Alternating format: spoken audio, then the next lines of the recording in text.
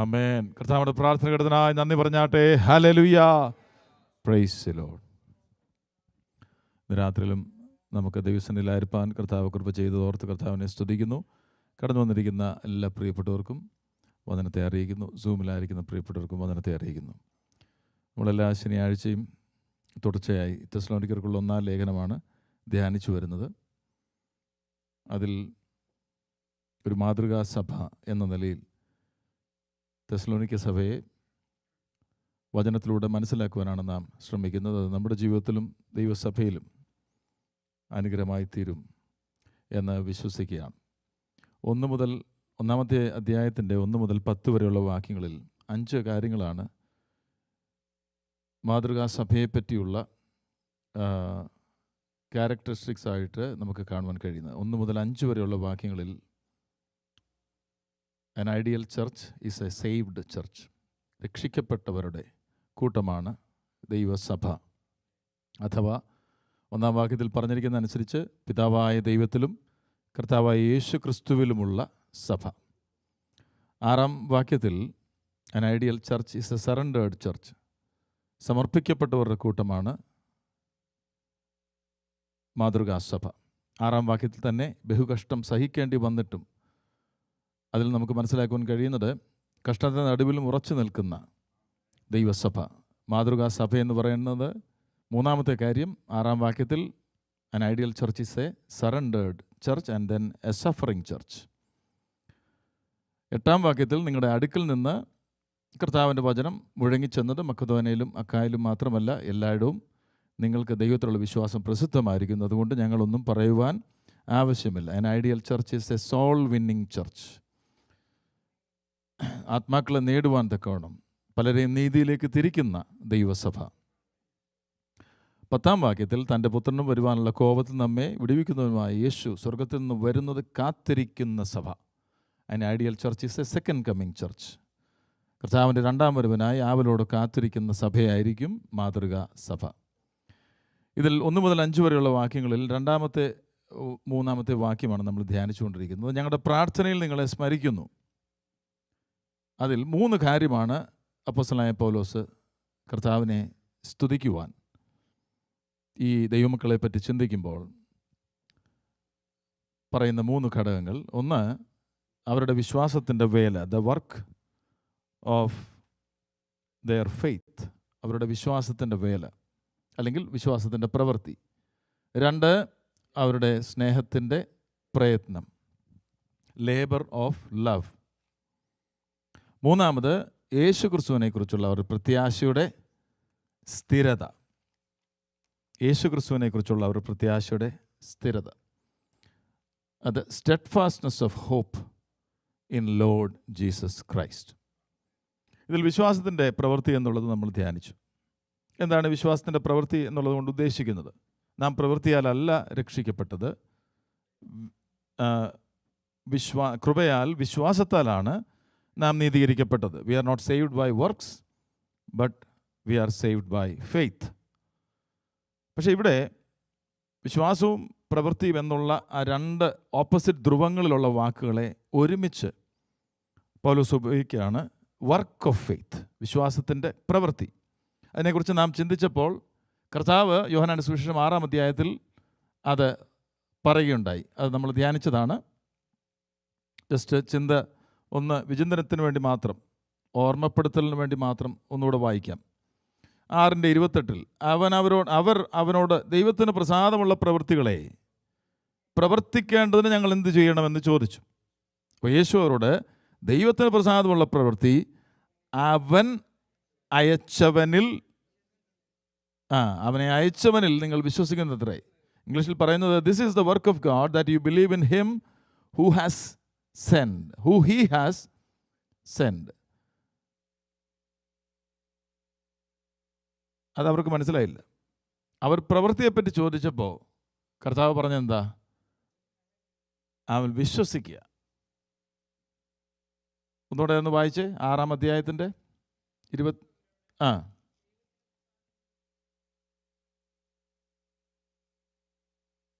അവൻ അയച്ചവനിൽ, അതാരത്? അവൻ അയച്ചവനിൽ ആ അവിടെ അങ്ങനെ പറഞ്ഞിരിക്കുന്നത്, this is the work of God that you may believe in him whom he has send. പിതാവ് അയച്ചവനിൽ വിശ്വസിക്കുക, കർത്താവിൽ വിശ്വസിക്കുക.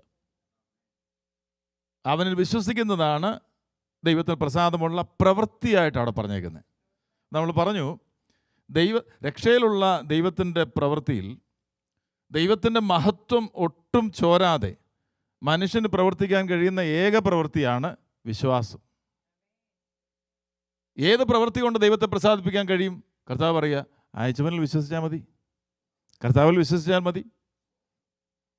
അപ്പോൾ അതെന്ന് പറയുന്നത് നമ്മുടെ ബാഹ്യമായിട്ടുള്ള ഒരു ടോയിൽ, അതായത് ഒരു പ്രയത്നത്തെക്കാളുപരി ആന്തരികമായിട്ട് നമുക്ക് ലഭിക്കുന്ന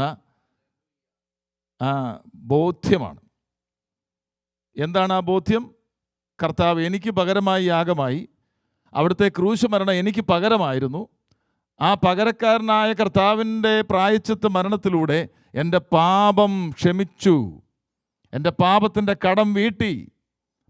the penalty of my sin has been കൊടുത്തുവീട്ടി, എല്ലാം കൊടുത്തുവീട്ടി. അതിൽ വിശ്വസിക്കുന്നതിലൂടെ എന്നെ നീതീകരിക്കപ്പെട്ടവനായി പിതാവ് പ്രഖ്യാപിക്കുകയാണ്. അതാണ് റോമാലേഖനം 5-ാം അധ്യായത്തിൻ്റെ 1-ാം വാക്യം. അപ്പോൾ ദൈവത്തിൻ്റെ മഹത്വം ഒട്ടും ചോരാതെ ഒരു പാപിയായ മനുഷ്യന് ദൈവത്തെ പ്രസാദിപ്പിക്കാനുള്ള ഏക പ്രവൃത്തി അവൻ അയച്ചവനിൽ വിശ്വസിക്കുക എന്നുള്ളതാണ്. അതിനുള്ള കൃപ കർത്താവ് നമുക്ക് നൽകി തന്നു. അതാണ് എഫേസ്യർ 2-ാം അധ്യായത്തിൻ്റെ 8-ാം വാക്യത്തിൽ പറയുന്നത്. കുറച്ചുകൂടെ വിശദീകരിച്ചാൽ, ഈ വർക്ക് ഓഫ് ഫെയ്ത്ത്, അതായത് വിശ്വാസത്തിൻ്റെ ഈ പ്രവൃത്തി അവിടം കൊണ്ട് നിൽക്കുന്നില്ല, അത് ജീവിതത്തിലുടനീളം ലൈഫ് ഓഫ് ഫെയ്ത്ത് ആയിട്ട് മാറും. അതായത് നമ്മുടെ വിശ്വാസത്തിൻ്റെ ജീവിതമായിട്ട് അത് മാറും. അതാണ് പൗലോസ് ഈ ദൈവമക്കളെ പറ്റി ഓർക്കുമ്പോൾ ആദ്യം ദൈവത്തെ സ്തുതിക്കുന്നത്. എന്താണ്? ഇവരുടെ വിശ്വാസത്തിൻ്റെ പ്രവൃത്തി. അപ്പോൾ വിശ്വാസത്തിൻ്റെ പ്രവൃത്തി എന്ന് പറഞ്ഞാൽ ഒന്നുകൂടെ പറയാം, കർത്താവിലുള്ള വിശ്വാസം. ഇനി മാത്രമല്ല, ഈ വിശ്വാസത്തിൻ്റെ പ്രവൃത്തി ഇത് ആന്തരികമായി നടന്ന ദൈവത്തിലുള്ള അല്ലെങ്കിൽ കർത്താവിലുള്ള വിശ്വാസമാണെങ്കിൽ ഇതിനൊരു ബാഹ്യമായ പ്രകടനമുണ്ട്. ഇവർ വിശ്വസിച്ചുകൊണ്ട് അവിടെ നിൽക്കുകയല്ല. 10-ാം വാക്യത്തിൽ ഒന്ന് വായിച്ച 10-ാം വാക്യം.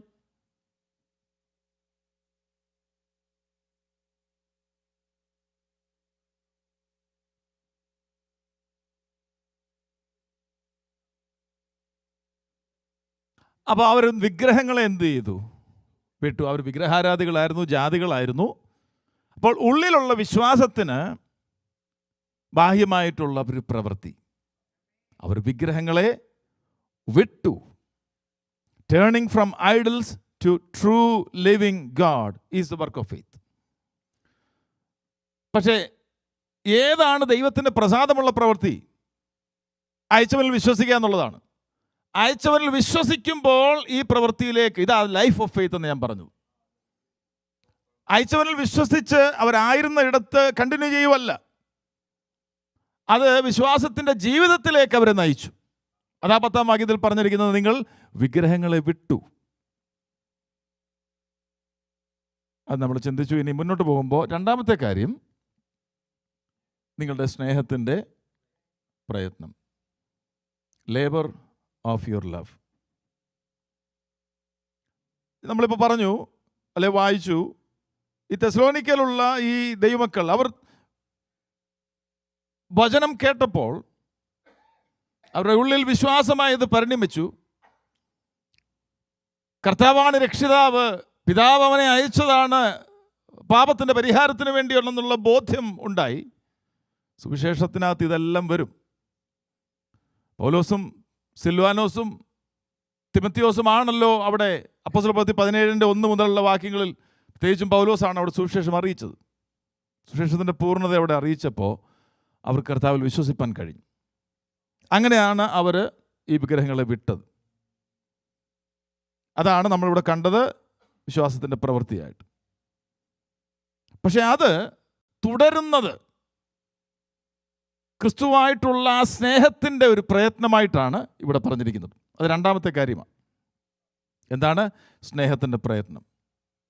യഥാർത്ഥത്തിൽ വിശ്വസിക്കുന്ന രക്ഷിക്കപ്പെട്ട, നീതീകരിക്കപ്പെട്ട ഒരു ദൈവവേദലാണെങ്കിൽ അവൻ്റെ ജീവിതം വചനത്തിനനുസരിച്ച് പറയുകയാണെങ്കിൽ ക്രിസ്തുവിൻ്റെ സ്നേഹത്താൽ നിയന്ത്രിതമായിരിക്കും. You will be controlled by the love for Christ. വിശ്വാസത്താൽ യഥാർത്ഥത്തിൽ നീതീകരിക്കപ്പെട്ട ഒരു വ്യക്തിയുടെ ജീവിതം ക്രിസ്തുവായിട്ടുള്ള സ്നേഹത്താൽ നിയന്ത്രിതമായിരിക്കും. അതുകൊണ്ടാണ് ഒരു ഭക്തൻ രക്തസാക്ഷികളെക്കുറിച്ച് പറഞ്ഞത്. ഞാൻ കഴിഞ്ഞ ആഴ്ച പറഞ്ഞതാണ്. Martyrdom is not something that people ask for. It is a result of one's ultimate love. രക്തസാക്ഷിത്വം എന്ന് പറയുന്നത് ഞാനിന്ന് രാവിലെ രക്തസാക്ഷിയാകാൻ പോവുകയാണെന്ന് പറഞ്ഞ് ഇറങ്ങി പുറപ്പെടുന്നതല്ല. ക്രിസ്തുവിനോടുള്ള സ്നേഹത്തിൻ്റെ ആത്യന്തികമായ ഫലമാണ് രക്തസാക്ഷിത്വം.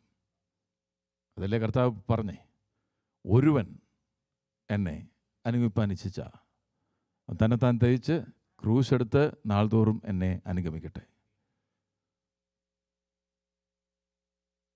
ക്രിസ്തുവായിട്ടുള്ള സ്നേഹം, ദൈവത്തോടുള്ള സ്നേഹം എക്സ്പ്രസ് ചെയ്യുന്നത് എങ്ങനെയാണ്?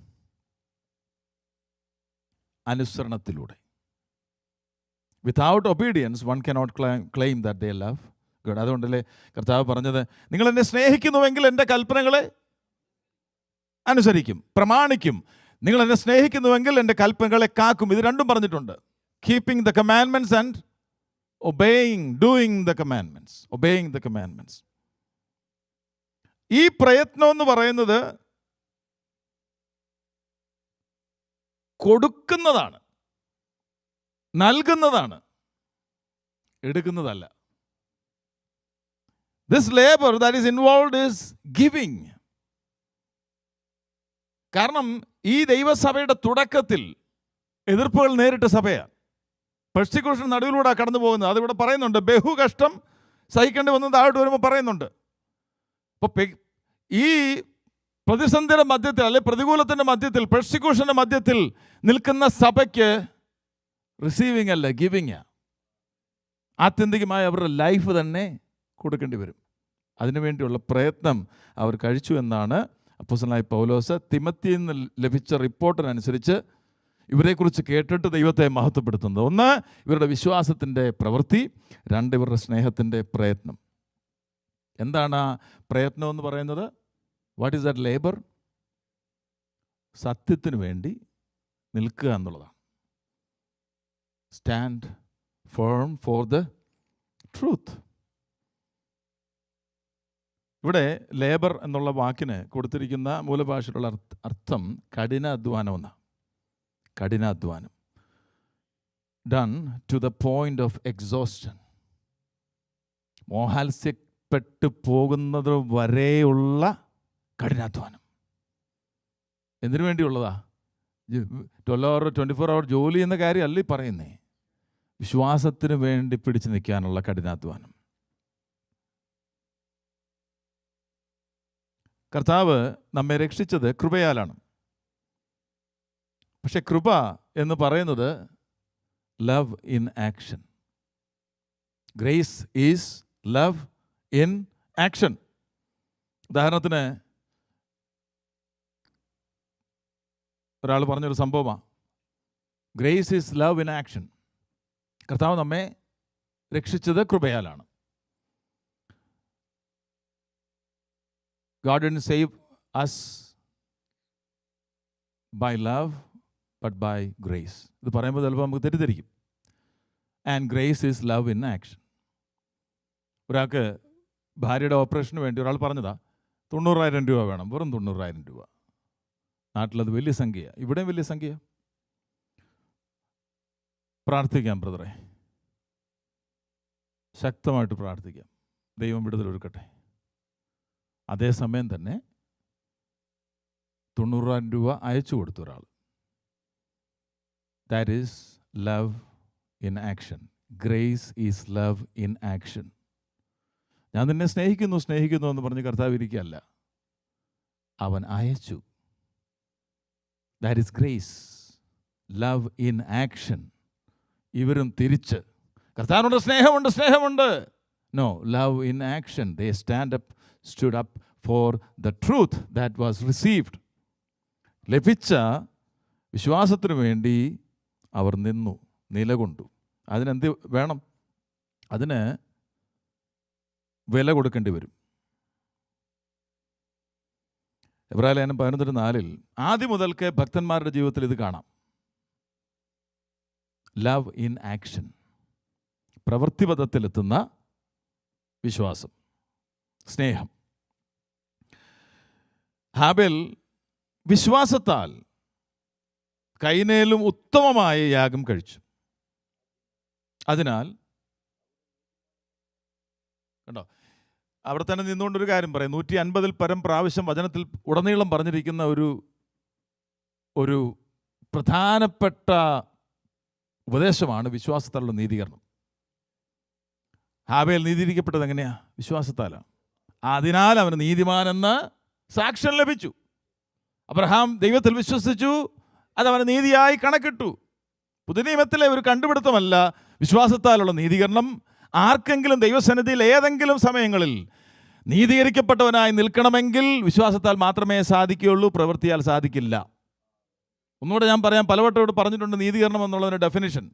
ദൈവസന്നിധിയിൽ കുറ്റമറ്റവനായി നിൽക്കുവാൻ കഴിയുന്ന അവസ്ഥയ്ക്കാണ് നീതീകരണം. നീതി എന്ന് പറഞ്ഞത്, റൈച്ചസ് എന്ന് പറഞ്ഞാൽ കുറ്റമറ്റവനായ ദൈവസന്നിധിയിൽ നിൽക്കാൻ കഴിയുന്ന അവസ്ഥ. ആർക്ക് കഴിയും? പുത്രനല്ലാതെ ആർക്കും കഴിയില്ല. അപ്പോൾ പുത്രൻ പൂർത്തിയാക്കപ്പെട്ട ദൈവിക നീതി, അതിൽ എനിക്ക് വിശ്വസിപ്പാൻ കഴിഞ്ഞതിലൂടെ ആ നീതി എനിക്ക് കണക്കിട്ടു. പിതാവ് പ്രഖ്യാപിക്കുകയാണ്, യു ആർ നോട്ട് ഗിൽറ്റി. നീ നീതീകരിക്കപ്പെട്ടവരാണ്, നീ തെറ്റുകാരനല്ല. അതെങ്ങനെ സാധ്യമായി വന്നത്? പുത്രനിലുള്ള വിശ്വാസത്താൽ. ഹല്ലേലൂയ. സോ ഏബൽ അല്ലെങ്കിൽ ആബേല് കൈനേലും ഉത്തമമായ യാഗം അർപ്പിച്ചു. ലേഖകൻ പറയാണ് അത് വിശ്വാസത്താലാണ്. നമ്മൾ ചിന്തിക്കുന്നത് ലേബർ ഓഫ് ലവ്, സ്നേഹത്തിൻ്റെ പ്രയത്നം. വിശ്വാസം എങ്ങനെ ഉളവാകുന്നേ? അല്ലെങ്കിൽ വിശ്വാസത്തിൽ നിന്ന് മാത്രമേ സ്നേഹം ഉളവാകത്തുള്ളൂ. ഒരാളെ വിശ്വസിക്കുമ്പോൾ അല്ലേ അദ്ദേഹത്തെ സ്നേഹിക്കാൻ പറ്റുള്ളൂ. ആ ആളെപ്പറ്റി അറിയുമ്പോൾ, ആ ആളെക്കുറിച്ചുള്ള പരിജ്ഞാനത്തിൽ മാത്രമേ സ്നേഹിക്കാൻ സാധിക്കുകയുള്ളൂ. By faith Abel offered a better sacrifice than Cain. ഉത്തമമായ യാഗം അർപ്പിച്ചു. അതിലൂടെ അവന് നീതിമാൻ എന്ന സാക്ഷ്യം ലഭിച്ചു. എങ്ങനെ ഉത്തമമായ യാഗം അർപ്പിക്കാൻ കഴിഞ്ഞേ? അന്ന് വരെയും എക്സ്പ്ലിസിറ്റായിട്ട് യാഗത്തെക്കുറിച്ച് ഒന്നും കൽപ്പനയില്ല. പക്ഷേ തൻ്റെ മാതാപിതാക്കൾ ഒരു കാര്യം മനസ്സിലായി. അവർ പാപം ചെയ്ത് ദൈവ തേജസ് ഇല്ലാത്തവരായി വൃക്ഷത്തിൻ്റെ ചുവട്ടിൽ ഒളിച്ചിരിക്കുമ്പോൾ ദൈവം വന്നിട്ട് എന്താ ചെയ്യുന്നറിയാമോ? ഒരു മൃഗത്തിൻ്റെ തോലുകൊണ്ട് അവരെ ഉടുപ്പിച്ചു. അങ്ങനെ അവർ ദൈവസന്നിധി നിന്നേ. അപ്പോൾ അവർക്ക് മനസ്സിലായി, ഇത് മാത്രമാണ് ദൈവത്തിന് പ്രസാദം.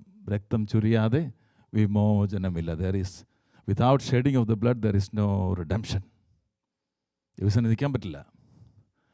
ഇത് കുഞ്ഞുങ്ങളോട് തീർച്ചയായിട്ടും പറഞ്ഞിട്ടുണ്ടാവും.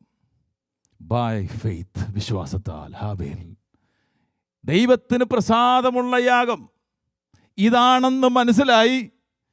അത് വിശ്വാസത്താൽ ഹാബേൽ അർപ്പിച്ചപ്പോൾ അവിടെ പറയുന്നത് ദൈവം ഹാബേലിലും അവൻ്റെ യാഗത്തിലും പ്രസാദിച്ചു. വ്യക്തിയിലാണ് ദൈവം ആദ്യം പ്രസാദിക്കുന്നത്. God is looking at the offerer than the offering. Offering എത്ര മൂല്യമുള്ളതായിരിക്കാം, പക്ഷേ അർപ്പിക്കുന്നവൻ്റെ ഹൃദയനില, ദൈവത്തോടുള്ള ഭക്തി, ദൈവത്തോടുള്ള വിശ്വാസം, ദൈവത്തോടുള്ള സ്നേഹം, അത് കാണുന്നവൻ ദൈവം മാത്രമാണ്. ബാക്കിയെല്ലാം കാണുന്നത് ആരാ? മനുഷ്യർ കാണും. പക്ഷേ ആന്തരിക നില കാണുന്നത് ദൈവം മാത്രമാണ്. Out of love and by faith Abel offered an animal as a sacrifice. അതിൻ്റെ റിസൾട്ട് രണ്ടാണ്. അവിടെ കാണുന്ന റിസൾട്ട് രണ്ടാണ്. ഒന്ന് ദൈവപ്രസാദം, രണ്ട് മനുഷ്യൻ്റെ അപ്രീതി. ഇത് നമുക്കിവിടെ കാണുവാൻ കഴിഞ്ഞു. ഒരുത്തൻ പ്രാർത്ഥിക്കാൻ പോയപ്പോൾ ഇത് തന്നെയാണ് കണ്ടത്. രണ്ടുപേർ പ്രാർത്ഥിക്കാൻ പോയപ്പോൾ ഒരാൾ ഞാൻ ഇവരെ പോലൊന്നും അല്ല എന്ന് പറഞ്ഞ് പ്രാർത്ഥിച്ചപ്പോൾ മറ്റൊരാൾ സ്വർഗത്തെ പോലും നോക്കുവാൻ തുനിയാതെ അവൻ നീതീകരിക്കപ്പെട്ടവനായി പോയെന്ന്. എങ്ങനെ നീതീകരിക്കപ്പെടുന്നേ? വിശ്വാസത്താൽ. അവൻ നീതീകരിക്കപ്പെട്ടവനായി വീട്ടിൽ പോയി. സ്നേഹപ്രയത്നം എന്ന് പറയുന്നത് ഒരു ദൈവവൈതലിൻ്റെ ജീവിതത്തിൽ ഉടനീളം കാണുന്ന പ്രക്രിയയാണ്. അതൊരു ത്യാഗാത്മകമായ ജീവിതമാണ്, സാക്രിഫിഷ്യൽ ലൈഫ്. നമ്മളിപ്പോൾ കടന്നു പോകുന്ന പാതയിലുള്ളതാണത്. എന്ന് വെച്ചാൽ എന്താ? നമ്മൾ കടന്നു പോകുന്ന പാത എന്തുവാ? വിശുദ്ധീകരണത്തിൻ്റെ പാത.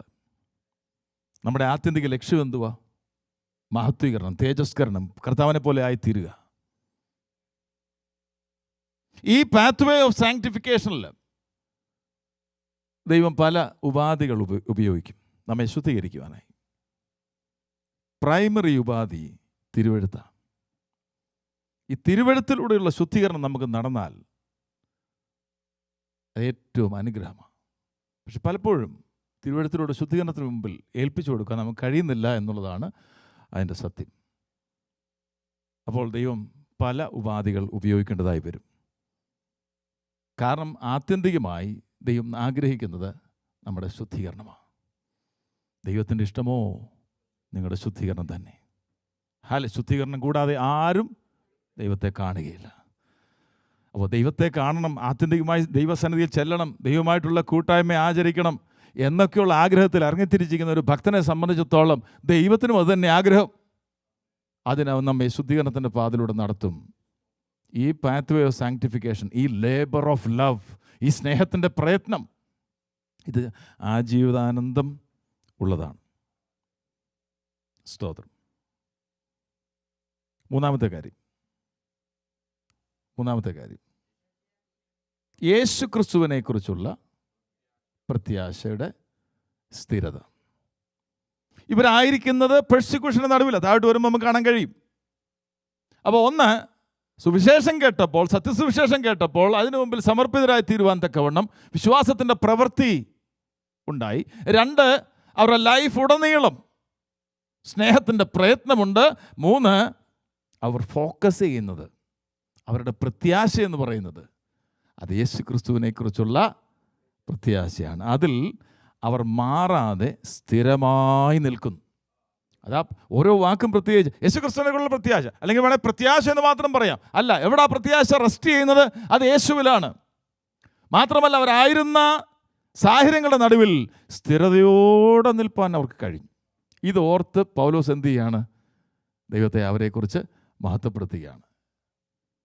നമ്മൾ മറ്റുള്ളവരെ പറ്റി ഓർക്കുമ്പോൾ, സ്തോത്രം, ഇവിടെ സ്റ്റെഡ്ഫാസ്റ്റ്നെസ്, സ്ഥിരത എന്നുള്ള വാക്കിന്, സ്റ്റെഡ്ഫാസ്റ്റ്നെസ്, സ്ഥിരത എന്നുള്ള വാക്കിന് മൂലപദത്തിൽ കൊടുത്തിരിക്കുന്ന പദത്തിൻ്റെ അർത്ഥം തീവ്രമായ സമ്മർദ്ദത്തിൽ തുടരുക, പിന്മാറിയില്ല. ഒരു പായ്ക്കപ്പൽ ഓളങ്ങളെ താണ്ടി മുന്നോട്ട് പോകുന്നത് പോലെ അവിടെ ആടി ഉലഞ്ഞു പോകാതെ മുന്നോട്ട് പോകാൻ അവർക്ക് കഴിഞ്ഞു. സ്തോത്രം. എൻഡുറൻസ്, പ്രഷറിൻ്റെ അണ്ടറിൽ തീവ്രമായ സമ്മർദ്ദത്തിൽ തുടരുവാൻ അവർക്ക് കഴിഞ്ഞു. യോഹന്നാൻ്റെ 1-ാം ലേഖനം 5-ാം അധ്യായത്തിൻ്റെ 4-5.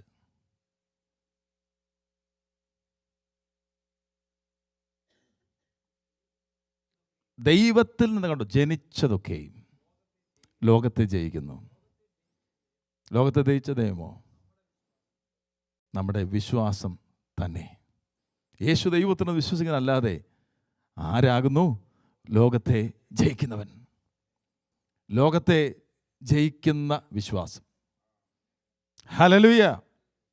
പ്രതിസന്ധിയുടെ മധ്യത്തിൽ അതിൻ്റെ മേൽ ജയിക്കുവാൻ ഇവിടെ പറയുന്നത്, യേശു ദൈവപുത്രനെന്ന് വിശ്വസിക്കുന്നവരല്ലാതെ ആരാകുന്നു ലോകത്തെ ജയിക്കുന്നവൻ? എന്തിലുള്ള സ്ഥിരത? പ്രത്യാശയിലുള്ള സ്ഥിരത. എന്താണ് പ്രത്യാശ? ഞാൻ പലവട്ടോട് പറഞ്ഞിട്ടുള്ള പ്രത്യാശയും ആശയും തമ്മിലുള്ള വ്യത്യാസം. ആശ നമ്മുടെ ഉള്ളിൽ നിന്നും ഉരുത്തിരിയുന്നതാണ്. നമ്മുടെ പ്രിഫറൻസസും നമ്മുടെ ആവശ്യങ്ങളും ഒക്കെ അടിസ്ഥാനമാക്കിയാണ് ആശകൾ നമ്മുടെ ഉള്ളിൽ വരുന്നത്. ആശകൾ നിവർത്തിക്കാതിരിക്കുമ്പോൾ നിരാശ ഉണ്ടാകും. നിവർത്തിക്കുമ്പോൾ നമുക്ക് സന്തോഷമുണ്ടാകും. എല്ലാ ആശകളും ദൈവഹിതപ്രകാരമാകുന്ന ആശ നിർബന്ധമില്ല. എന്നാൽ പ്രത്യാശ അതുപോലെയല്ല. പ്രത്യാശയ്ക്കൊരു വ്യത്യാസമുണ്ട്. പ്രത്യാശ എന്ന് പറയുന്നത് അനധിവിദൂര ഭാവിയിൽ സംഭവിക്കും എന്നുള്ള ഒരു കാര്യത്തെ ചൊല്ലിയുള്ള വാഗ്ദത്തത്തെ അടിസ്ഥാനമാക്കി അതിനുവേണ്ടി അതിയായി കാത്തിരിക്കുന്നത് എന്ന് പറഞ്ഞാൽ അത് സംഭവിക്കും നല്ല ഉറപ്പാണ്. ആശയ്ക്ക് അങ്ങനെയില്ല, അല്ലേ? സാഹചര്യങ്ങളൊക്കെ അനുകൂലമായ വന്നാൽ ആശ 24-ാം തീയതി പോകേണ്ടതാണ്. പക്ഷെങ്കിൽ ഫ്ലൈറ്റ് ഓപ്പൺ ആയാൽ പോകും.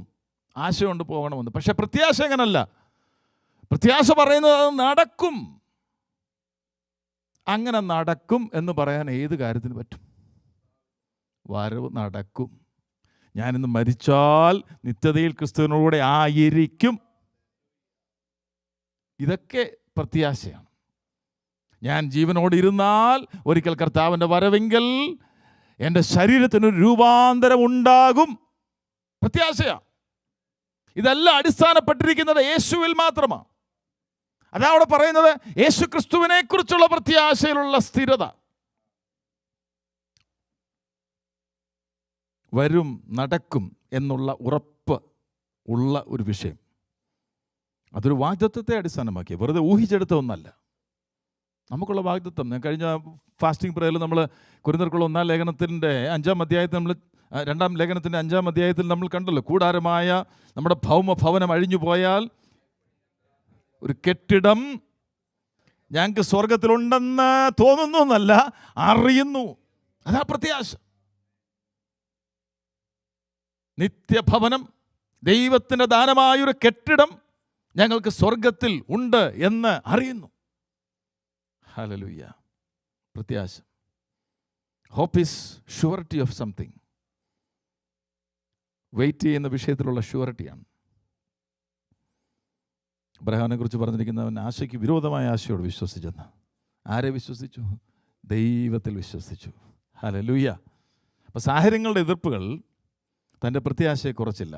നമുക്കറിയാം എന്തൊക്കെയാണ് സാഹചര്യങ്ങളുടെ എതിർപ്പെന്ന് പറയുമ്പോൾ. പ്രായം, ഏജും പ്രായം ഒന്നാണല്ലോ. ശരീരത്തിൻ്റെ ബലഹീനത, ഇതെല്ലാം ഉണ്ടെങ്കിലും പക്ഷെ അവിടെ ഉള്ള പ്രോമിസ് ഒരു ഈ എർത്തലി പ്രോമിസാണ്, അല്ലേ? ഒരു കുട്ടി ഉണ്ടാകും. പക്ഷെ അവിടെയും താൻ വിശ്വസിച്ച് ദൈവത്തിലാണ്, പ്രോമിസിലല്ല വിശ്വസിച്ച്, ദൈവത്തിലാണ് വിശ്വസിച്ച്. അതുകൊണ്ടാണ് അപ്പോസ്തലനായ പൗലോസ് പറയുന്നത്, ഞാൻ ആരെ വിശ്വസിച്ചിരിക്കുന്നു എന്ന് ഞാൻ അറിയുന്നു. ഞാൻ എന്ത് വിശ്വസിക്കുന്നു എന്നല്ല, ഞാൻ ആരെ വിശ്വസിക്കുന്നു. വ്യക്തിയിലാണ് വിശ്വാസം. പ്രത്യാശ അതുപോലെ തന്നെയാണ്, വ്യക്തിയിലാണ്, അത് കർത്താവിലാണ്. സ്തോത്രം, സ്തോത്രം, സ്തോത്രം, സ്തോത്രം, സ്തോത്രം, സ്തോത്രം, സ്തോത്രം. തെസ്സലോനിക്ക വിശ്വാസികളെപ്പറ്റി അപ്പോസ്തലനായ പൗലോസിന് പറയാനുള്ളപ്പോൾ പ്രാർത്ഥിക്കുമ്പോൾ കർത്താവിനെ സ്തുതിക്കുവാനുള്ള ഒരു കാര്യമാണ്, their steadfastness of their hope in Christ Jesus. പ്രതിസന്ധിയുടെ മധ്യത്തിലും പ്രതികൂലത്തിൻ്റെ മധ്യത്തിലും ഒറ്റയ്ക്കാകുമ്പോഴും എതിർപ്പുകളുടെ നടുവിലും അവർ ക്രിസ്തുവിൻ്റെ മേലുള്ള ആ പ്രത്യാശയിൽ നിലനിന്നല്ലോ. ഹല്ലേലൂയ. സ്തോത്രം.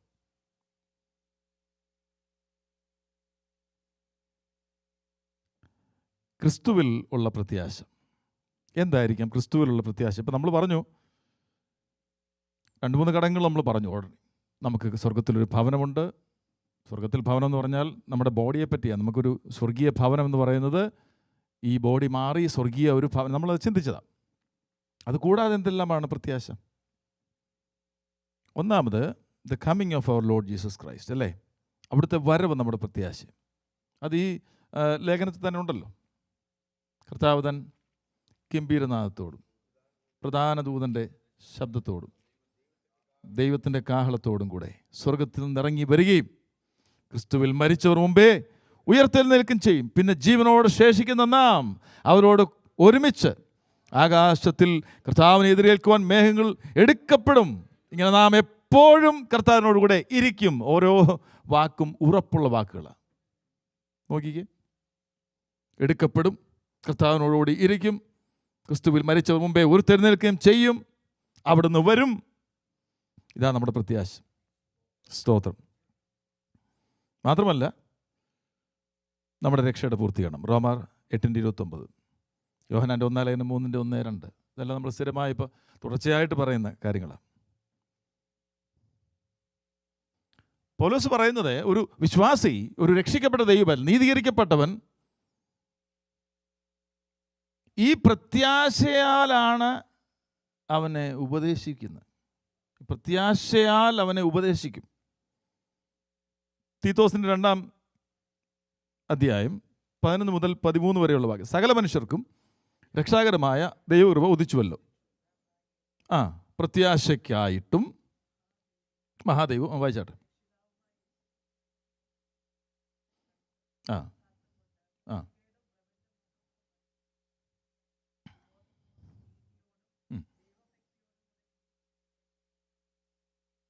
യാ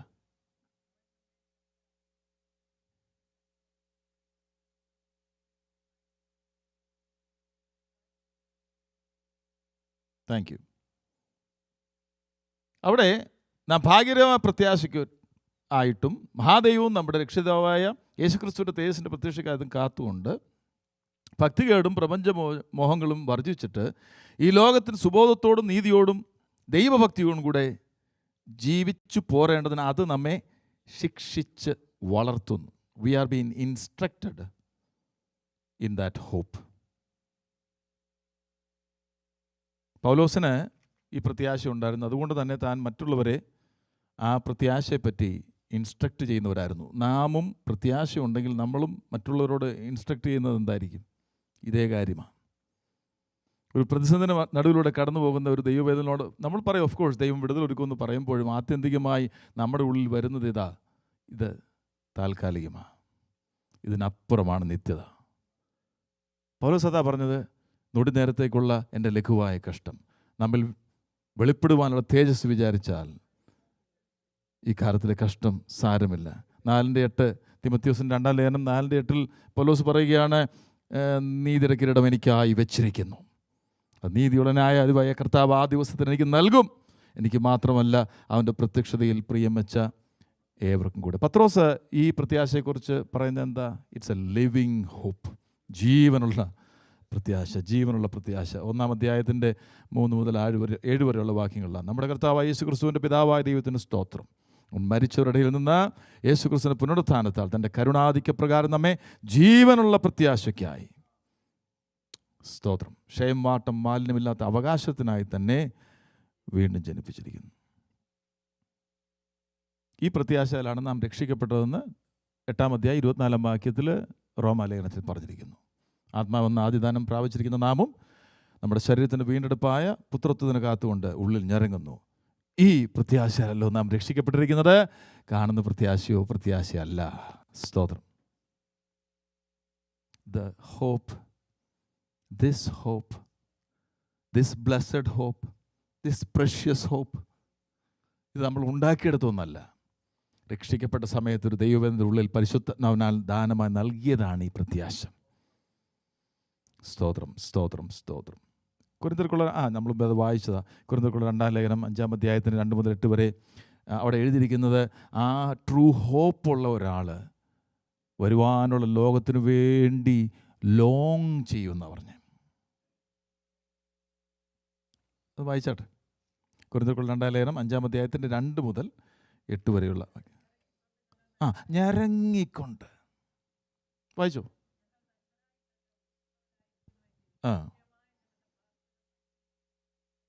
വാഞ്ചിക്കുന്നു. അടുത്തത്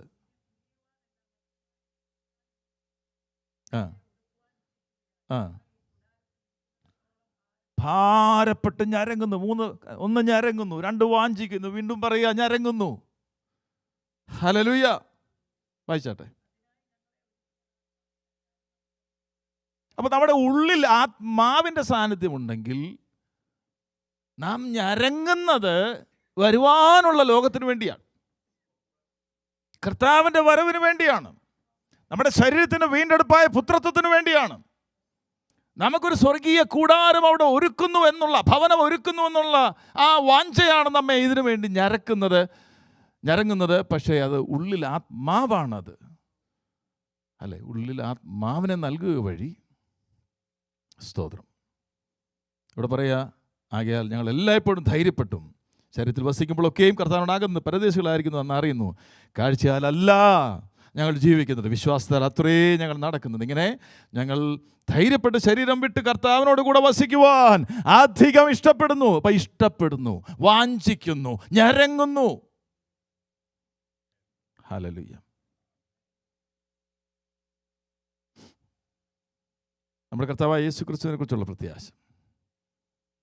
തെസ്സലോനിക്ക സഭ, they were anchored in the unchangeable Lord Jesus Christ. മാറ്റമില്ലാത്തവനിലായിരുന്നു അവരുടെ പ്രത്യാശ.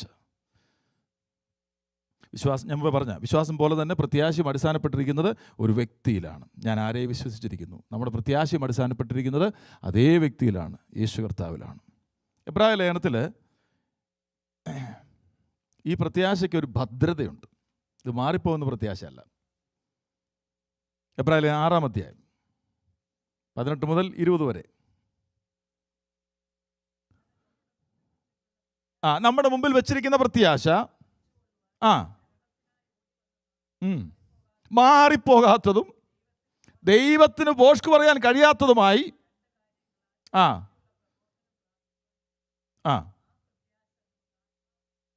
ആ പ്രത്യാശ നമുക്ക് ആത്മാവിൻ്റെ ഒരു നങ്കൂരമാണ്.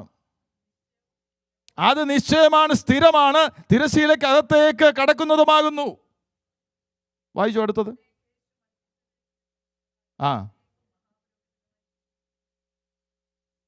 ആമേൻ, ഹല്ലേലൂയ.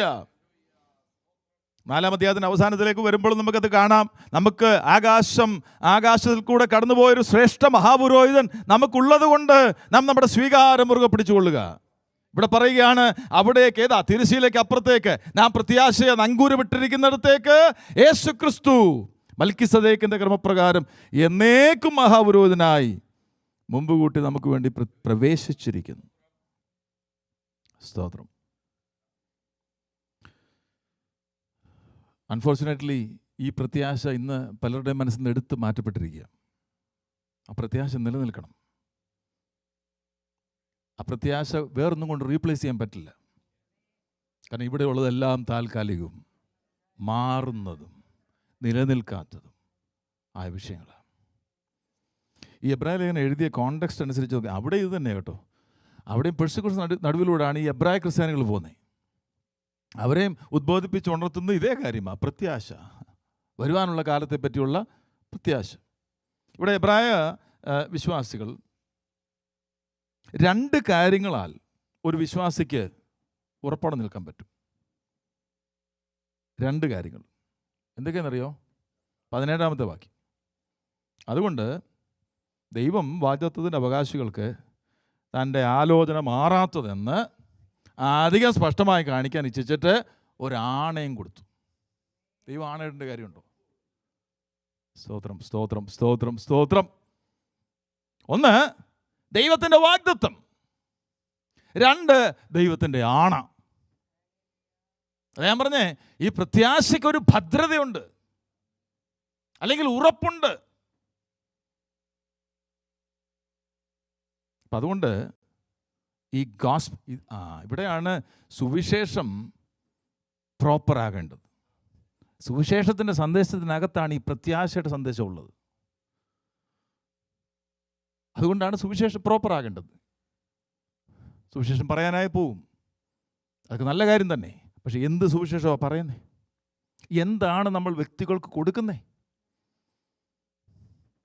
ഓഫ് കോഴ്സ് നമ്മൾ അവരായിരിക്കുന്ന സാഹചര്യങ്ങളുടെ നടുവിൽ അവർക്ക് വേണ്ടി പ്രാർത്ഥിക്കുന്നു, അവരെ പറയുന്നു കർത്താവ് വിടുതൽ നൽകുവാൻ ശക്തനാണ്. ഓഫ് കോഴ്സ് ശക്തനാണ്.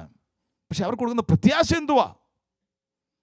സുവിശേഷത്തിൻ്റെ സന്ദേശത്തിനകത്ത് ഉള്ള പ്രത്യാശ എന്ന് പറയുന്നത് നിത്യജീവനാണ്, പാപത്തിൽ നിന്നുള്ള പരിഹാരമാണ്, ദൈവവുമായിട്ടുള്ള യഥാസ്ഥാപനമാണ്, നിത്യസമാധാനമാണ്, ദൈവമായിട്ടുള്ള നിത്യമായ കൂട്ടായ്മയാണ്. കാരണം പാപത്തിൽ നിൽക്കുന്ന മനുഷ്യന് ദൈവമായിട്ട് യാതൊരു ബന്ധവുമില്ല. അവൻ്റെ പ്രാർത്ഥന ദൈവം കേൾക്കുന്നില്ല. അവനെ ദൈവവുമായിട്ടുള്ള, അതുകൊണ്ടാണ് പൗലോസ് പറയുന്നത് നിരപ്പിൻ്റെ ശുശ്രൂഷയാണ് ഞങ്ങൾക്ക് നൽകിയിരിക്കുന്നതെന്ന്. അതായത് ദൈവവുമായിട്ട് മനുഷ്യനെ നിരപ്പിക്കുന്ന ശുശ്രൂഷ. സ്തോത്രം, സ്തോത്രം, സ്തോത്രം, സ്തോത്രം, സ്തോത്രം. Reconciling people with God. എന്ത് മഹത്വകരമായ ശുശ്രൂഷ അല്ലേ? ദൈവമായിട്ട് അകന്നിരിക്കുന്ന, ശത്രുതയിലായിരിക്കുന്ന മനുഷ്യനെ ദൈവമായിട്ട് നിരപ്പിക്കുന്ന ശുശ്രൂഷ. അതാണ് സുവിശേഷ സന്ദേശം. അപ്പോൾ 2 കാര്യങ്ങളാൽ നമുക്ക് ഉറയ്ക്കാം. എന്തൊക്കെയാ? ദൈവത്തിൻ്റെ വാഗ്ദത്തം, ദൈവത്തിൻ്റെ ആണ. ദൈവം ആണയിട്ട് പറയണു. സ്തോത്രം, സ്തോത്രം. അപ്പോൾ പ്രത്യാശ എന്നത് ദൈവവചനത്തിൻ്റെ അടിസ്ഥാനത്തിൽ ഒരു ദൈവവൈതനോടുള്ള ബന്ധത്തിൽ അതിനൊരു സർട്ടനിറ്റി ഉണ്ട്, അതിനൊരു സ്ഥിരതയുണ്ട്. ഇത് മാറിപ്പോകാത്ത പ്രത്യാശയാണ്. നമുക്ക് ആ ബാക്കി ഒന്നുകൂടെ വായിക്കാം. അതുകൊണ്ട് ദൈവം വാഗ്ദത്തത്തിൻ്റെ അവകാശികൾക്ക് തൻ്റെ ആലോചന മാറാത്തതെന്ന് അധികം സ്പഷ്ടമായി കാണിക്കുവാൻ ഇച്ഛിച്ചിട്ട് ഒരാണയാൽ അതിനെ ഉറപ്പിച്ചു കൊടുത്തു. കാര്യങ്ങളൊരു കർത്താവിനെ ഒന്ന് സ്തുതിച്ചാട്ടെ. നല്ല കർത്താവിനെ ഒന്ന് സ്തുതിച്ചാട്ടെ. ഹല്ലേലൂയ. പരിശുദ്ധാത്മാവിനായി നമ്മുടെ ഉള്ളിൽ നൽകിയിരിക്കുന്ന ഈ പ്രത്യാശ മാറാത്തതാണ്. ഇത് മാറ്റിക്കളയുവാൻ ആരെയും സമ്മതിക്കരുത്. സാഹചര്യങ്ങളുടെ സമ്മർദ്ദമോ വ്യക്തികളുടെ സമ്മർദ്ദമോ നമ്മെ ഈ പ്രത്യാശയിൽ നിന്ന് മാറ്റരുത്. സ്തോത്രം, സ്തോത്രം, സ്തോത്രം, സ്തോത്രം, സ്തോത്രം. ഇനിയും ഇബ്രായ ലേഖനം 6-ാം അധ്യായത്തിൻ്റെ 18-20 വാക്യങ്ങളിൽ ഇത് ഉറപ്പ് മറ്റൊരു രീതിയിലുമുണ്ട്. എനിക്ക് വേണ്ടി ഒരു മഹാപുരോഹിതൻ അവിടെ ഇൻട്രസീഡ് ചെയ്യുന്നുണ്ട്.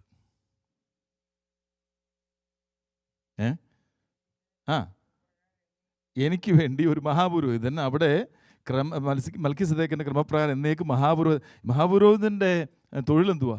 ശുശ്രൂഷ എന്തുവാ? ഇൻട്രസീഡ് ചെയ്യുക. എനിക്ക് വേണ്ടി ഒരുവൻ അവിടെ ഉണ്ട്.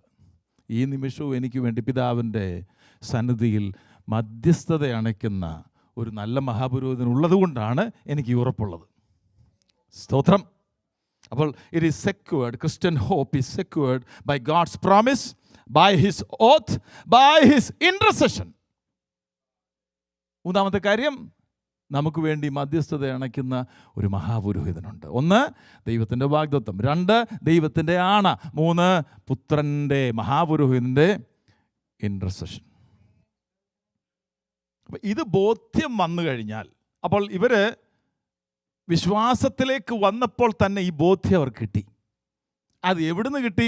സുവിശേഷ സന്ദേശത്തിനകത്ത് കിട്ടി.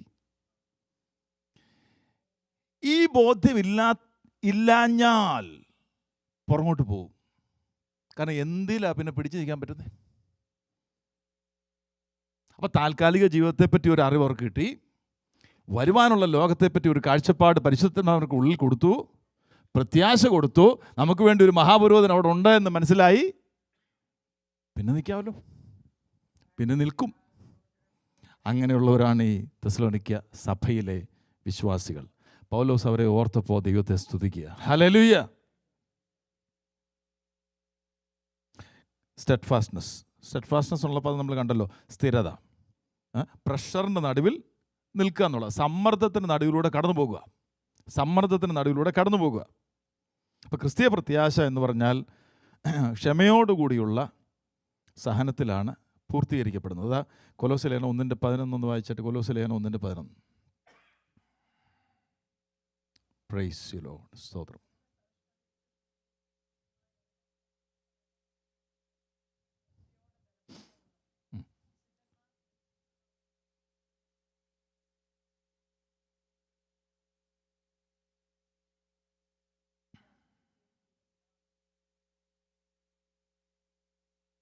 പൗലോസ് പ്രാർത്ഥിക്കുമ്പോൾ പൗലോസ് എന്തോ പ്രാർത്ഥിക്കുന്നത്? ഇവർ ദൈവത്തെക്കുറിച്ചുള്ള പരിജ്ഞാനത്തിൽ വളരണം. വിശ്വാസികളെക്കുറിച്ച് പ്രാർത്ഥിക്കുകയാണേ. സ്തോത്രം. അവൻ്റെ ഇഷ്ടത്തിൻ്റെ പരിജ്ഞാനം കൊണ്ട് നിറഞ്ഞു വരണം. ആത്മീകമായ സകല ജ്ഞാനത്തിലും വിവേകത്തിലും നിറഞ്ഞു വരണം. കർത്താവിന് യോഗ്യമാവണ്ണം നടക്കണം. കർത്താവിനെ പ്രസാദിപ്പിക്കണം. പിന്നെ സകല സഹിഷ്ണുതയോടും കൂടെ ദീർഘക്ഷമയ്ക്കുമായി അവൻ്റെ മഹത്വത്തിന് വല്ലഭത്തിനൊക്കെ പൂർണ്ണ ശക്തിയോടെ ബലപ്പെടണം. സ്തോത്രം. ഈ പ്രത്യാശയുള്ളവരുടെ ക്ഷമയോടുകൂടിയുള്ള സഹനം കർത്താവ് മത്തായി സുവിശേഷം 24:13 പറഞ്ഞിരിക്കുന്നത്, The one who endures to the end, he will be saved. അവസാനത്തോളം സഹിച്ചു നിൽക്കുന്നവൻ. Praise the Lord. ഇനി ഞാൻ അതിൻ്റെ മറുവശം പറയാം. It is not the person who is enduring patiently. It is the Spirit in him, the Holy Spirit. ദൈവത്തിൻ്റെ കരുണയാണ് നാം നിൽക്കുന്നത്, നാം നിൽക്കുകയല്ല. It is the power of God in us that helps us to endure. നമ്മളിൽ വ്യാപരിക്കുന്ന ദൈവശക്തിയാണ് നമ്മെ നിർത്തുന്നത്, നാം നിൽക്കുകയല്ല. അതല്ലേ കർത്താവ് പറഞ്ഞു, നിങ്ങളെ അധികാരികളുടെ മുമ്പിൽ കൊണ്ട് നിർത്തുമല്ലോ, എന്ത് പറയേണ്ടു എന്ന് നിങ്ങൾ അന്നേരം വിചാരപ്പെടേണ്ട, എന്ത് പറയണമെന്നുള്ളത് ദൈവാത്മാവ് നമുക്ക് നൽകി തരും. സ്തോത്രം. So it is not us, it is the Spirit of God within us that helps us to endure. Steadfast ആയിട്ട് നിൽക്കാൻ തെസ്സലോനിക്ക സഭയെ സഹായിച്ചതുപോലെ നമ്മയും സഹായിക്കും. സദൃശവാക്യം 4-ാം അധ്യായത്തിൻ്റെ 18-ാം വാക്യം.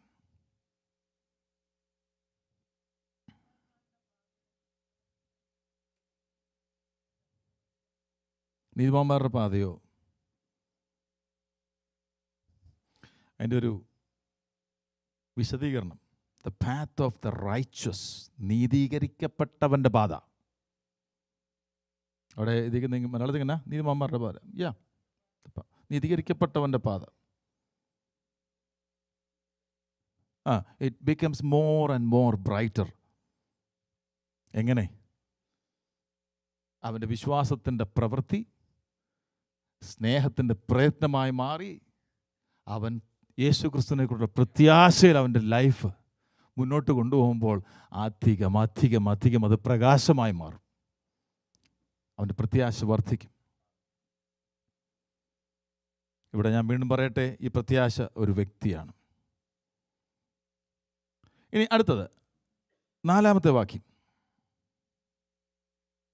4-ാമത്തെ വാക്യം 1 തെസ്സലോനിക്കർ 1-ന്റെ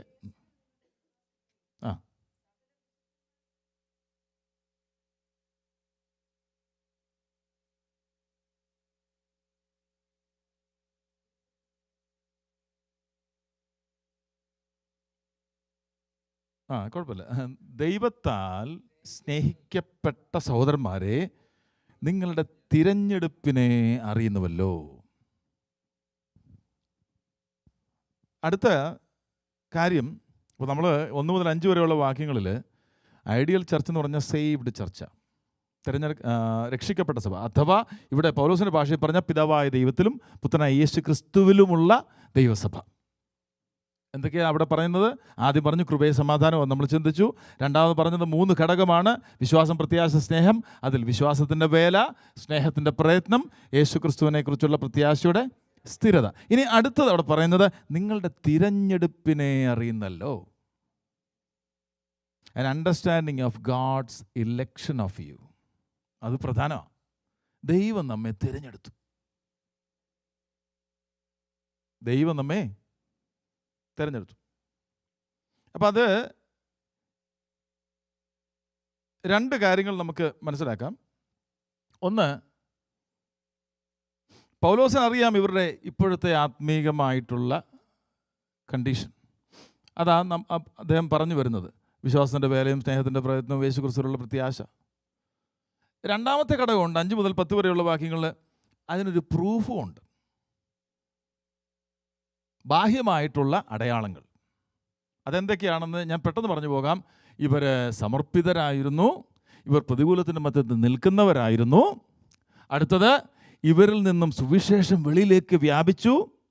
മാത്രമല്ല യേശു ക്രിസ്തുവിൻ്റെ വരവിനായി അവർ കാത്തിരിക്കുന്നവരായിരുന്നു. അതാണ് എക്സ്റ്റേണൽ പ്രൂഫ്. ഇൻറ്റേർണൽ പ്രൂഫ് ഈ 1 മുതൽ 4 വരെയുള്ള വാക്യങ്ങൾ പറഞ്ഞിരിക്കുന്നത് സ്നേഹത്തിൻ്റെ പ്രയത്നം, സ്നേഹത്തിൻ്റെ പ്രയത്നം, വിശ്വാസത്തിൻ്റെ പ്രവൃത്തി, യേശു ക്രിസ്തുവിനുള്ള പ്രത്യാശയുള്ള സ്ഥിരത. ഇവിടെ മലയാളത്തിൽ തിരഞ്ഞെടുപ്പിനെ അറിയുന്നുവല്ലോ എന്ന് പറയുമ്പോൾ വിശ്വാസികൾക്ക് അറിയാമെന്ന നിലയിലാണ് മലയാളത്തിൽ എഴുതിയിരിക്കുന്നത്. In Malayalam, the structure of the sentence shows that believers knows that they are the elect. ഇംഗ്ലീഷിൽ അങ്ങനെയല്ല പറഞ്ഞേക്കുന്നത്, other way around. Paul is of the assurance that these people are the എലക്റ്റ് of God. പൗലോസിന് നല്ല ഉറപ്പുണ്ട്, ഇവർ ദൈവത്താൽ തിരഞ്ഞെടുക്കപ്പെട്ടവരാണ്. ഇംഗ്ലീഷിൽ വായിക്കും.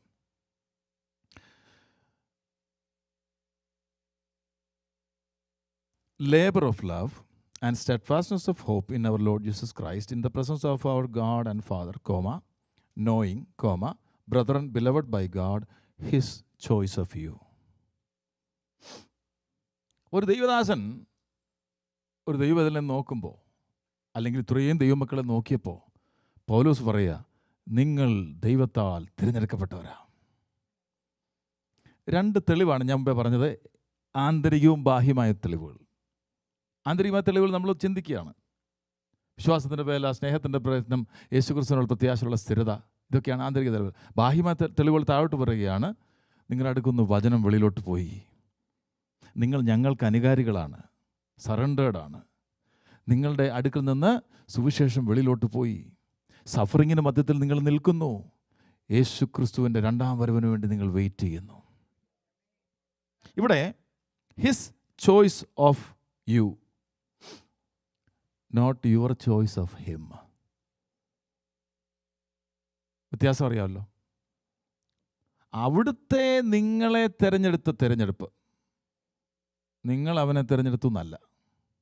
നമ്മൾ പലപ്പോഴും പറയാറുണ്ടല്ലോ, യേശുക്രിസ്തുവിനെ ഞാൻ രക്ഷിതാവായി സ്വീകരിച്ചു, ഞാൻ അംഗീകരിച്ചു.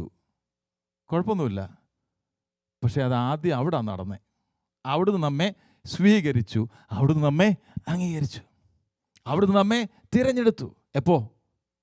ലോകസ്ഥാപനത്തിന് മുമ്പ് ക്രിസ്തുവിൽ. എഫെസ്യർ 1:4 അതാണല്ലോ എഴുതിയിരിക്കുന്നത്. ലോകസ്ഥാപനത്തിന് മുമ്പിൽ അവൻ നാം അവൻ്റെ സന്നിധിയിൽ വിശുദ്ധരും നിഷ്കളങ്കരും ആകേണ്ടതിന് ലോകസ്ഥാപനത്തിന് മുമ്പേ അവനിൽ തിരഞ്ഞെടുത്തു. അതാ പൗലോസ് ഇവിടെ പറയുന്നത്, നിങ്ങളുടെ അവനെയുള്ള തിരഞ്ഞെടുപ്പല്ല, അവിടുത്തെ നിങ്ങളെ തിരഞ്ഞെടുത്തത്. His choice of you. ഈ വാക്യം പ്രധാനമായി എന്താണെന്നറിയാമോ? നമ്മൾ പലപ്പോഴും പറയാറുണ്ട്, അല്ലെങ്കിൽ ചിന്തിക്കാറുണ്ട്, ഒരാളെ ദൈവം തിരഞ്ഞെടുത്തോ ഇല്ലയോ എന്നുള്ളത് ആർക്കും ദൈവം മാത്രമേ അറിയത്തുള്ളെന്ന്. അങ്ങനെയല്ല. ആ തിരഞ്ഞെടുത്ത ആളാണെങ്കിൽ അത് ബാഹ്യമായി അതിന് അടയാളങ്ങളുണ്ടാവും. There will be signs. If you are a true child of God, it will be revealed. യഥാർത്ഥത്തിലൊരു വിശ്വാസിയാണെങ്കിൽ, യഥാർത്ഥത്തിൽ രക്ഷിക്കപ്പെട്ടവനാണെങ്കിൽ, യഥാർത്ഥത്തിൽ നീതീകരിക്കപ്പെട്ടവനാണെങ്കിൽ, ഈ സ്നേഹത്തിൻ്റെ പ്രയത്നമുണ്ടെങ്കിൽ, വിശുദ്ധീകരണത്തിൻ്റെ പാതയിൽ നടക്കുന്ന ആളാണെങ്കിൽ, it will be revealed.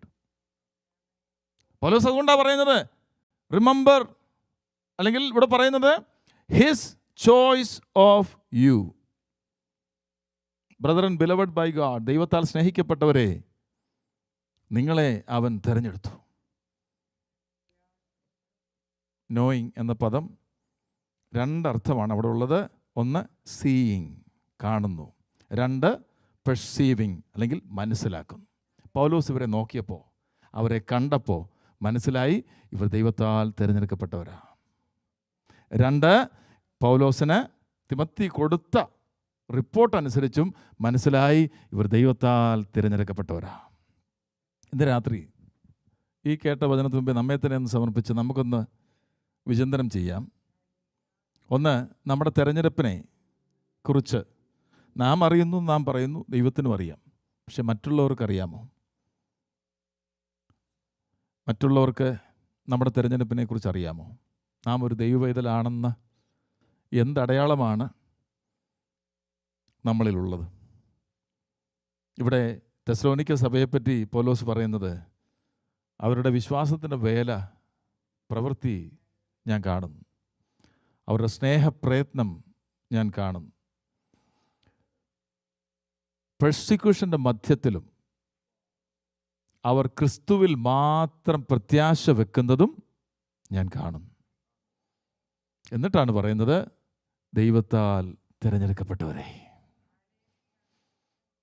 ഇന്ന് രാത്രിയിൽ കേട്ട വചനത്തിന് മുമ്പിൽ നമ്മെ തന്നെ ഒന്ന് വിചിന്തനം ചെയ്യാം.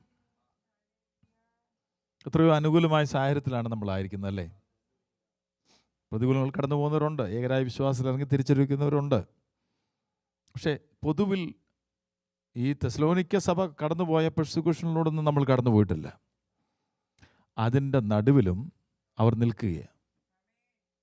അതിൻ്റെ നടുവിലും അവർ വിശ്വാസത്തിൻ്റെ പ്രവൃത്തിയും സ്നേഹത്തിൻ്റെ പ്രയത്നവും യേശുക്രിസ്തുവിലുള്ള പ്രത്യാശയുള്ള സ്ഥിരതയും ദൂരെ ഇരിക്കുന്ന പൗലോസിന് മനസ്സിലായി. ഹല്ലേലൂയ! ദൈവത്താൽ തിരഞ്ഞെടുക്കപ്പെട്ടവർ, ഒരു ഐഡിയൽ ചർച്ച്, മാതൃകാ സഭ, അതാണ് നമ്മൾ ധ്യാനിക്കുന്നത്. ധ്യാനിക്കുന്നതിലൂടെ നമ്മുടെ ബുദ്ധിമണ്ഡലം വികാസിക്കുമല്ല, നമ്മുടെ ഉള്ളിൽ രൂപാന്തരം വന്ന് ഹല്ലേലൂയ നമ്മെ തന്നെ ദൈവസന്നിധിയിൽ സമർപ്പിക്കുവാൻ, കർത്താവേ, ഞാൻ ആകേണ്ടതുപോലെ അങ്ങയിലുള്ള വിശ്വാസവും പ്രത്യാശയും സ്ഥിരതയോടെ, അതായത് സമ്മർദ്ദത്തിന് നടുവിലും നിലനിൽക്കുവാൻ, പ്രതികൂലത്തിൻ്റെ മധ്യത്തിൽ നിലനിൽക്കുവാൻ അങ്ങയിലുള്ള വിശ്വാസം എന്നിൽ വർദ്ധിപ്പിക്കണമേ, അങ്ങയോടുള്ള സ്നേഹം എന്നിൽ വർദ്ധിപ്പിക്കണമേ, സ്ഥിരതയോടെ ക്രിസ്തു ജീവിതം ചെയ്യാൻ എന്നെ സഹായിക്കണമേ. നമുക്ക് പ്രാർത്ഥിക്കാം. സ്തോത്രം, സ്തോത്രം, സ്തോത്രം, സ്തോത്രം. കർത്താവേ, അതിനായി എളിവനെ സമർപ്പിക്കുന്നു, ഞങ്ങളുടെ മക്കളെ സമർപ്പിക്കുന്നു. ഈ വചനം ഞങ്ങൾ ധ്യാനിക്കുന്നതിലൂടെ ഒരു മാതൃകാ സഭയായി തുടർന്നുമായിരിക്കാൻ ഞങ്ങളെ സഹായിക്കണമേ. വിശ്വാസത്തിൻ്റെ വേല, സ്നേഹത്തിൻ്റെ പ്രയത്നം, ആമേൻ, പ്രതിസന്ധികളുടെ മധ്യത്തിലും അങ്ങയിൽ യേശുക്രിസ്തുവിൽ മാത്രം ഞങ്ങളുടെ പ്രത്യാശ വെച്ചുകൊള്ളുവാൻ, കർത്താവേ, ആ പ്രത്യാശ മാറാത്ത പ്രത്യാശയാകിയാൽ ഞങ്ങൾ അങ്ങയെ സ്തുതിക്കുന്നു. അങ്ങയുടെ പ്രോമിസ്, അങ്ങയുടെ വാഗ്ദത്തം, അങ്ങയുടെ ഓത്ത്, അങ്ങയുടെ ആണ മാത്രമല്ല, അങ്ങയുടെ പുത്രൻ ഞങ്ങൾക്ക് വേണ്ടി അങ്ങയുടെ സന്നിധിയിൽ മധ്യസ്ഥത അണയ്ക്കുന്നതിനാൽ ആ പ്രത്യാശ മാറിപ്പോകാത്തതാകിയാൽ ഞങ്ങൾ അങ്ങയെ സ്തുതിക്കുന്നു. കർത്താവേ, ഞങ്ങളെ തന്നെ സമർപ്പിക്കുന്നു. ഞങ്ങളുടെ വചനത്താൽ ഞങ്ങളെ അനുഗ്രഹിച്ചതിനായി സ്തോത്രം. നാളെ കർത്താവേ, അങ്ങയുടെ വരവ് താമസിച്ചാൽ, അങ്ങയുടെ വരവ് ഇന്ന് രാത്രിയിലാകുന്നുവെങ്കിൽ എത്രയോ നന്നായിരുന്നു എന്ന് ഞങ്ങൾ ഓർക്കുന്നു. കർത്താവേ, ഞങ്ങളുടെ പ്രത്യാശ വർദ്ധിക്കുന്നു, ഇത്തരയെക്കുറിച്ചുള്ള കാഴ്ചപ്പാട് ഞങ്ങൾ വർദ്ധിക്കുന്നു. എന്നാൽ അങ്ങയുടെ വരവ് താമസിച്ചാൽ നാളെ രാവിലെ കർത്താവെ, സമാധാനത്തോടും സ്വസ്ഥതയോടും അങ്ങയുടെ സന്നിധിയിൽ കടന്നു വന്ന് അങ്ങ് എന്തായി തീർന്നുവെന്ന്, ഞങ്ങൾക്ക് വേണ്ടി എന്തായി തീർന്നുവെന്ന് ഓർത്തുകൊണ്ട് ഞങ്ങൾ രക്ഷയിൽ ആനന്ദിപ്പാൻ, ഹല്ലേലൂയ, അങ്ങയെ സ്തുതിക്കുവാൻ, അങ്ങയെ മഹത്വപ്പെടുത്തുവാൻ, അങ്ങയെ ആരാധിപ്പാൻ, അങ്ങയുടെ നാമത്തെ ഉയർത്തുവാൻ, അങ്ങേക്ക് പ്രസാദമുള്ള യാഗമായി ഞങ്ങളെ തന്നെ സമർപ്പിക്കുവാൻ ഞങ്ങളെ സഹായിക്കേണ്ടതിന് ഞങ്ങൾ അങ്ങോട്ട് അപേക്ഷിക്കുന്നു. പ്രാർത്ഥന യാചനം കേട്ടതിനായി നന്ദി, യേശുവിൻ്റെ പരിശുദ്ധ നാമത്തിൽ തന്നെ. കർത്താവ് പ്രാർത്ഥന കേട്ടതിനായി കർത്താവിന് നന്ദി പറഞ്ഞാട്ടെ. ഹല്ലേലൂയ. വചനത്തിലൂടെ കർത്താവ് നമ്മുടെ സംസാരിച്ചതിലൊന്നും നന്ദി പറഞ്ഞാട്ടെ. ഹല്ലേലൂയ. ത്രിയേക ദൈവത്തിൻ്റെ സ്നേഹവും കൃപയും കൂട്ടായ്മയും കാവലും നമ്മോട് നാം പ്രാർത്ഥിച്ച സകല വിഷയങ്ങളോടും, ദൈവസഭയിലെ ഓരോ കുടുംബങ്ങളോടും, ലോകമ്പാടും വിശുദ്ധന്മാരോടും കൂടെ ഇന്നും എന്നേക്കും കർത്താവിൻ്റെ രണ്ടാം വരവോളം ഉണ്ടായിരിക്കുമാറാകട്ടെ. അർക്കപ്പെട്ട കുഞ്ഞാടിന് മഹത്വം. Hallelujah, hallelujah, hallelujah. കർത്താവ് എല്ലാവരെയും അനുഗ്രഹിക്കും.